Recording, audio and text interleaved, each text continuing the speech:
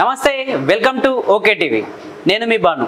ఏదైతే తెలంగాణ రాష్ట్రంలో ఎక్కువగా భూ బకాసురులు ఎక్కువైపోతున్నారు. ఎక్కడ భూమి ఖాళీగా కనిపిస్తే, ఎక్కడ సాగు చేసుకోకుండా గుట్టరాల భూమి కనిపించినా, అలాగే ఏదైతే ఒక చిలకలాగా భూమి ఏర్పడ్డ ఖాళీ స్థలం కనిపిస్తే చాలు రాజకీయ నాయకులు ఎవరైతే ఎమ్మెల్యేలు కావచ్చు, దానికి సంబంధించిన ఎవరైనా రాజకీయ నాయకులు కావచ్చు, వాళ్ళ యొక్క సపోర్ట్తో ఆ పార్టీ నాయకుల్లోని సపోర్ట్తో ఉన్న కార్యకర్తలు కావచ్చు, చాలా మంది అయితే భూ బకాసురులుగా మారుతున్నారు.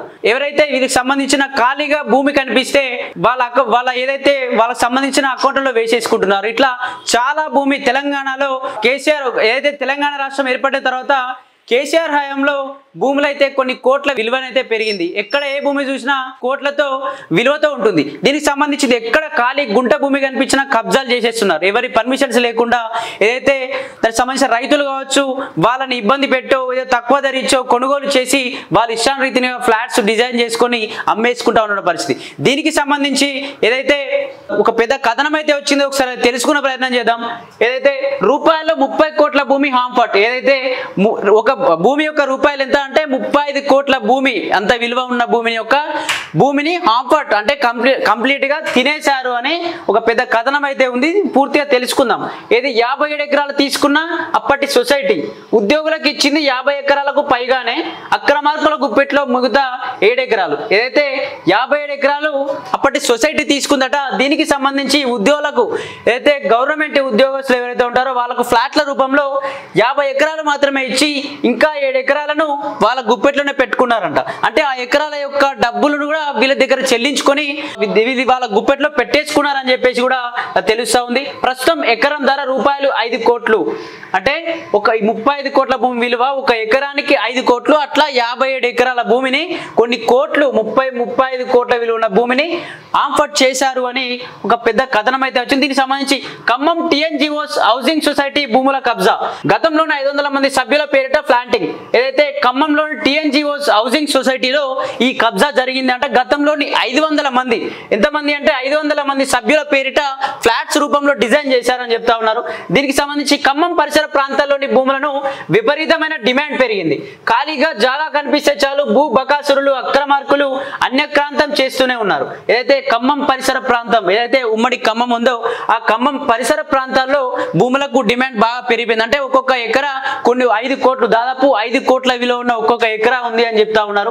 దీనికి సంబంధించి ఎక్కడ ఖాళీ ప్లేసులు కనిపిస్తే అక్కడ దీన్ని కబ్జా చేస్తున్నారు. భూ బకాసురులు ఎక్కువైపోయారు, అక్రమార్కులు ఎక్కువైపోయారు, అన్యక్రాంతం చేసేస్తున్నారు భూములను అని చెప్పేసి కూడా ఇక్కడ చెప్తా ఉన్నటువంటి పరిస్థితి.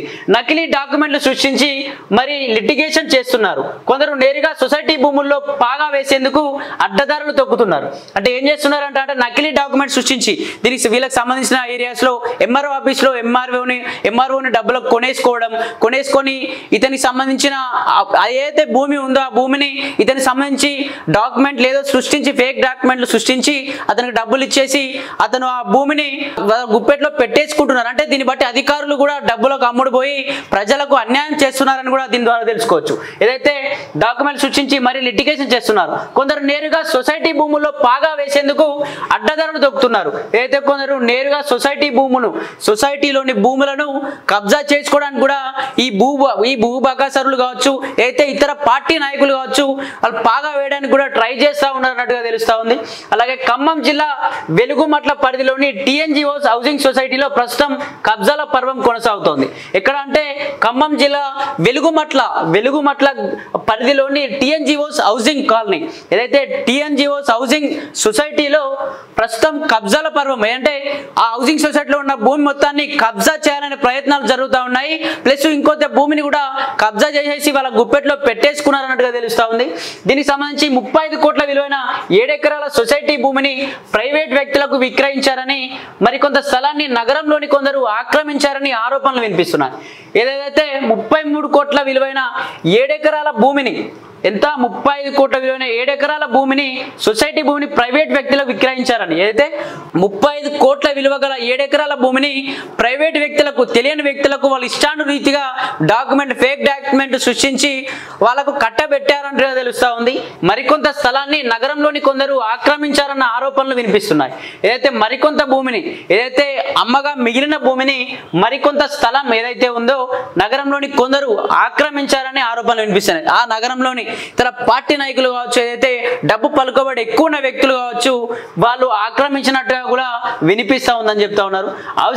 హౌసింగ్ సొసైటీగా ఏర్పడి, ఏదైతే ఖమ్మంలోని హౌసింగ్ సొసైటీ అదొక సొసైటీగా ఏర్పడి ఖమ్మం చుట్టుపక్కల పనిచేసే ఉద్యోగులు కొందరు టీఎన్జిఓస్ హౌసింగ్ సొసైటీగా ఏర్పడి వెలుగుమట్ల పరిధిలోని ఏదైతే ఖమ్మం చుట్టుపక్కల పనిచేసే ఉద్యోగులందరూ, ఏదైతే ఖమ్మం పట్టణ పరిసర ప్రాంతాల్లో నివాసం ఉంటున్నటువంటి ప్రైవేట్ ఉద్యోగులు కావచ్చు, గవర్నమెంట్ ఉద్యోగులు కావచ్చు, ఆ ఉద్యోగులంతా టీఎన్జిఓస్ హౌసింగ్ కాలనీ అయితే వెలుగుమట్ల పరిధిలోని టీఎన్జిఓస్ హౌసింగ్ బోర్డ్ కాలనీగా ఏర్పడి వీళ్ళంతా సర్వే నెంబర్ 142, 144, 158, 159, 163లోని ప్రైవేట్ భూమిని దాదాపు 70 ఎకరాల 1987 నుంచి 1990 వరకు పలు దఫాలుగా కొనుగోలు చేశారు.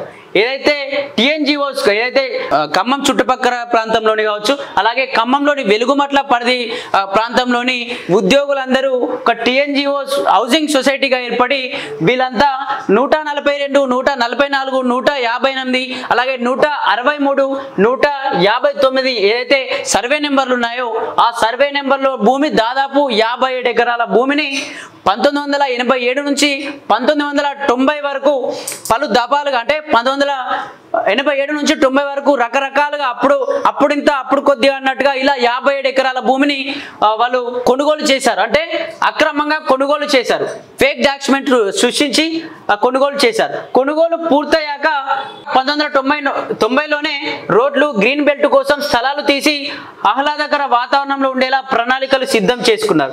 ఏదైతే కొనుగోలు చేసిన తర్వాత 1990లోనే రోడ్లు, గ్రీన్ బెల్ట్ కోసం, రోడ్ల నిర్మాణానికి అని చెప్పి గ్రీన్ బెల్ట్ కోసం స్థలాలు, ఆహ్లాదకరమైన వాతావరణం సృష్టించామని చెప్పేసి, లేకపోతే పర్యావరణాన్ని పెంచి పోషిస్తామని చెప్పేసి ఇక్కడ ప్రణాళికలు సిద్ధం చేసుకున్నారు. అంటే ఆ భూమిని కొన్ని మేము ఇట్లా ఆహ్లాదకరమైన వాతావరణం సృష్టించబోతా ఉన్నాం, ఈ ఖమ్మం పరిసర ప్రాంతాల్లో, వెలుగుమట్ల పరిధి ప్రాంతంలో ఇట్లా సృష్టించబోతా ఉన్నామని చెప్పేసి కూడా వాళ్ళకు సమాచారం ఇచ్చినట్టు తెలుసు. సొసైటీలోని సభ్యులైన 500 మందికి పైగా ప్లాంటింగ్ చేసి అప్పగించారు. ఈ సొసైటీ సభ్యులైన ఎవరైతే ఈ ఖమ్మం పరిసర ప్రాంతాల్లోని ఉద్యోగులు ఎవరైతే ఉన్నారో వీళ్ళు సొసైటీలోని సభ్యులైన 500 మంది, దాదాపు 500 మందికి పైగా ప్లాంటింగ్ చేసి అప్పగించారు. అంటే మేము ఆహ్లాదకరమైన వాతావరణం సృష్టిస్తాం, ఇది కడతాం, అది కడతాం, ఎన్నో నిర్మాణాలు చేస్తాం, ఈ పట్టణ అభివృద్ధికి తోడ్పడతామని చెప్పి ఆ ఫ్లాట్స్ ఏర్పాటు చేసి అమ్మకాలు మొదలు పెట్టినట్టుగా తెలుస్తా ఉంది. అలాగే ఇతరులకు ఇవ్వకుండా ఉద్యోగులకే ఇచ్చి సొసైటీ అధ్యక్ష, కార్యదర్శులు పారదర్శకతను చాటుతున్నారు. కానీ అసలు కథ తర్వాతే మొదలైందని మిగతా ఉద్యోగులు గమనించారు. ఇతరులకు ఇవ్వకుండా ఎవరైతే ఆ సొసైటీలోని ఆ ఉద్యోగులు ఎవరైతే ఉన్నారో, ప్రైవేట్ ఉద్యోగులు కావచ్చు, గవర్నమెంట్ ఉద్యోగులు కావచ్చు, వాళ్ళు మాత్రమే కొనుగోలు చేస్తూ ఇష్టానురీతిగా ఎవరికి ఇవ్వాలనుకుంటున్నారో వాళ్ళకు సంబంధించి బంధువులకు కావచ్చు, మిత్రులకు కావచ్చు ఇచ్చుకుంటూ వాళ్ళు వీటిని ఒక అక్రమంగా ఇష్టం వచ్చినట్టుగా డాక్యుమెంట్ సృష్టించేసి వాళ్ళ గుప్పిట్లో పెట్టేసుకుంటున్నారు అని తెలుస్తా ఉంది. కొన్నదెంత, పంచిందెంత? ఒక క్వశ్చన్ అయితే వేసుకోవచ్చు. వివిధ సర్వే నెంబర్లలో ఉన్న 57 ఎకరాల భూమిని సొసైటీ సభ్యులు కొనుగోలు చేశాక 1990లో ప్లాంటింగ్ చేసి వారికి అప్పగించారు. ఎంత భూమి అప్పగించారు, ఎంత భూమి మిగిలింది అనే చర్చ తర్వాత మొదలైంది. ఏదైతే వివిధ సర్వే నెంబర్లు ఉన్నాయి, సర్వే నెంబర్లలోని 57 ఎకరాల భూమిని సొసైటీ సభ్యులు కొనుగోలు చేసినాక 1990లో ప్లాంటింగ్ చేసి వారికి అప్పగించారు. ఇష్టానురీతిగా అమ్మకాలు అయితే కంప్లీట్ చేశారు. ఎంత భూమి అప్పగించారు, ఇంకా ఎంత భూమి ఉంది అనే చర్చ ఆ తర్వాత మొదలైంది. అంటే కొనుగోలు అమ్మకాలు అయిపోయిన తర్వాత ఎంత అమ్మారు, ఇంకా ఎంత మిగిలిందని చెప్పేసి కూడా ఒక చర్చ కొనసాగింది అని చెప్పి తెలుస్తా ఉంది. ప్రస్తుతం అక్కడ ఎకరా ధర రూపాయలు 5 కోట్లు పలుకుతోంది. ఎంత? ఒక్క ఎకరా ధర 5 కోట్ల రూపాయలు పలుకుతోంది.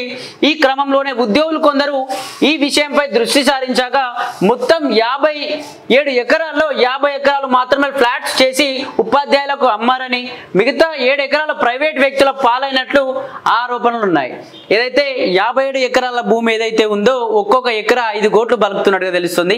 ఈ 5 కోట్లు బలుకుతున్న 57 ఎకరాల భూమిలో 50 ఎకరాలను ఫ్లాట్స్ గా డిజైన్ చేసి ఉద్యోగులకు అమ్మేసి, ఎవరైతే వీళ్ళకు అమ్మేసి ఇంకా మిగతా 7 ఎకరాల డబ్బులు కూడా వాళ్ళ దగ్గర తీసుకొని టోటల్ గా 57 ఎకరాలకు సంబంధించిన భూమి విలువను వాళ్ళ దగ్గర వసూలు చేసి డబ్బులని మిగతా 7 ఎకరాలను చాను రీతిగా ఎవరికి పడితే వారికి కట్టబెట్టేశారు అని చెప్పి ఆరోపణలు అయితే వస్తా ఉన్నట్టు తెలుస్తుంది. అసలు ప్రైవేట్ వ్యక్తుల చేతికి హౌసింగ్ సొసైటీ భూములు ఎలా వెళ్ళాయి అన్నదే ప్రశ్నార్థకంగా మారింది.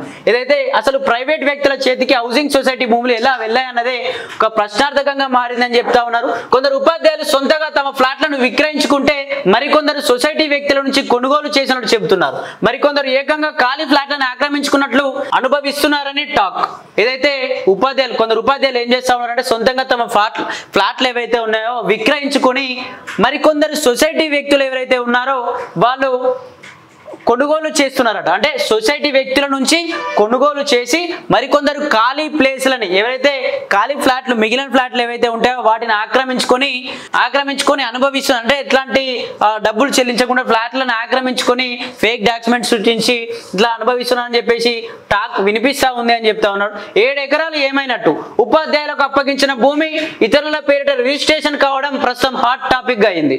ఏదైతే ఉపాధ్యాయులకు అప్పగించిన భూమి ఏదైతే ఉందో ఇతరులకు పేరిట రిజిస్ట్రేషన్ కావడం అయితే ఒక హాట్ టాపిక్ గా మారిందని చెప్తా ఉన్నారు. కొన్ని ఫ్లాట్లతో పాటు ముక్కోణపు ఆకారంలో మిగిలిన ఫ్లాట్స్ అయితే విక్రయం జరిగినట్టు కూడా కొందరు ఉద్యోగులు కొంతకాలం దీనిపై పోరాటం చేస్తున్నారు.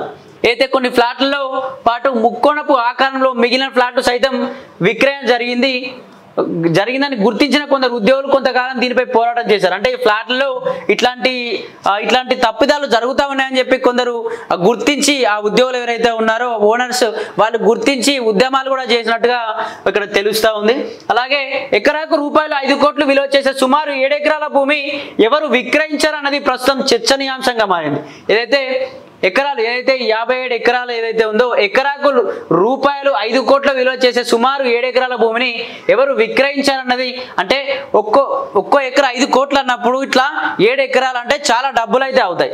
ఏదైతే ఎకరా భూమి ఏదైతే ఉందో ₹5 కోట్లు, అంటే ఎకరా భూమి ఏదైతే ఉందో 5 కోట్ల విలువ ఉంది. ఇట్లా 7 ఎకరాల భూమి అంటే 35 కోట్ల విలువ చేసే ఈ భూమిని ప్రస్తుతం అసలు ఎవరు కొనగలిగారని చెప్పేసి ఒక పెద్ద చర్చ అయితే నడుస్తూ ఉందన్నట్టుగా తెలుస్తూ ఉంది.